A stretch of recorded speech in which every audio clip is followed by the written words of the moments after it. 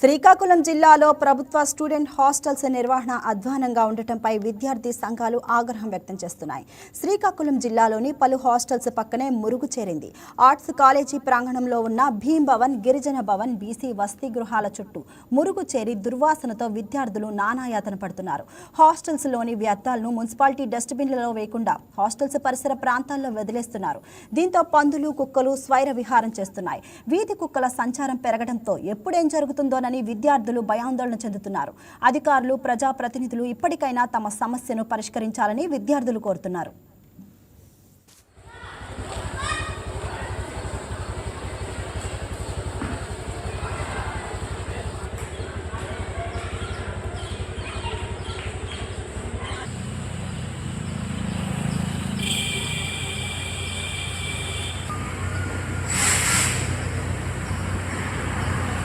పేక వర్క్ అయితే కింద వరకు కాకుండా పేక వర్క్ వేసి ఎంతమంది కుటుంబాలు ఉన్నాయి, ఏ అధికారులు చూడట్లేదు, ఇటువైపు తుంగు చూడట్లేదు.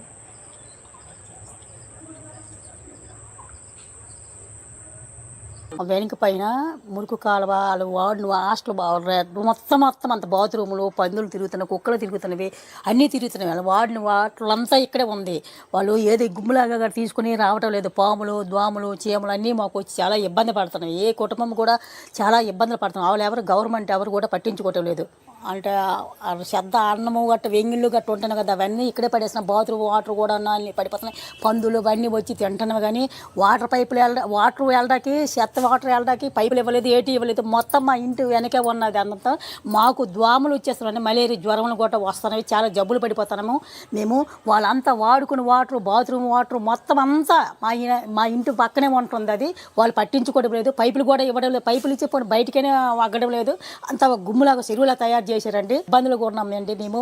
మీరు గవర్నమెంట్ వచ్చి కోర్టు పట్టించుకుంటే మాకు సౌకర్యం చేసినట్టు ఉంటుంది, మాకు ఎంత మేలు చేసినట్టు ఉంటుందండి.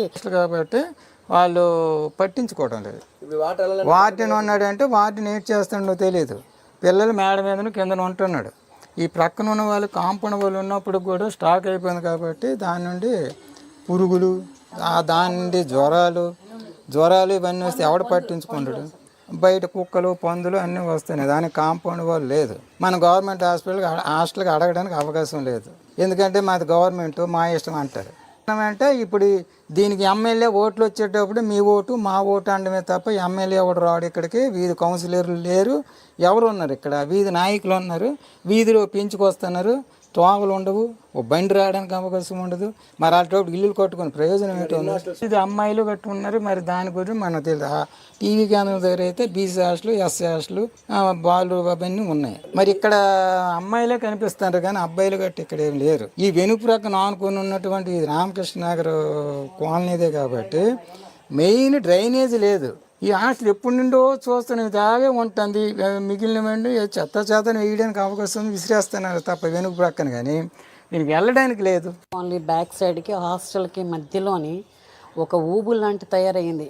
ఎస్టీ హాస్టల్, ట్రైబల్ హాస్టల్ని డ్రైనేజ్ లేకుండా, ఎటువంటి సౌకర్యం లేకుండా హాస్టల్ రన్ చేస్తూ ఉన్నారు. దాని యొక్క డ్రైనేజ్ బయటికి పంపించే ఆలోచన అయితే మేనేజ్మెంట్ చేయట్లేదు. దానివల్ల కాలనీలో ఉన్న ప్రతి ఒక్క కుటుంబం, ఇక్కడ 100 కొద్ది ఫ్యామిలీస్ ఉన్నారు, చిన్నపిల్లలతో ఉన్నాము. దోమలతోని పందులు వచ్చి, అక్కడ ఆవులు వచ్చి నానా న్యూసెన్స్ చేస్తున్నాయి. దానివల్ల మా హెల్త్ ఇష్యూస్ వస్తున్నాయి. ఇంట్లో పునాదులు కూడా పోతున్నాయి. ఈ విషయాన్ని హాస్టల్ వాళ్ళు కూడా మేము ఇన్ఫామ్ చేయడం జరిగింది. కనుక పక్కనే ఆనుకొని ఉన్న, ఎక్కడి నుంచి వలస వచ్చిన ఎస్సీ, బీసీ పిల్లలు, చిన్న పిల్లలు అయితే ఎవరైతే హాస్టల్స్ ఉన్నాయి వాళ్ళు కూడా ఇబ్బంది పడుతున్నారు. దీనికి ఉండటానికి కారణం మెయిన్ ఏంటంటే ఆర్ట్స్ కాలేజీకి అనుసరించి ఎస్టీ హాస్టల్ ఉండడం, వెనక పక్క అట్కో కాలనీ ఉండడం, బయటికి కనిపించిపోవటం. హాస్టల్ బ్యాక్ సైడ్కి ఉన్న డ్రైనేజ్ ఏదైతే ఉందో దానికి ఇచ్చి దాన్ని పునరుద్ధరణ చేస్తే బాగుంటుంది. ప్రజలందరికీ మేలు చేస్తూ ఉంటారు. దీనివల్ల కొన్ని 100 మంది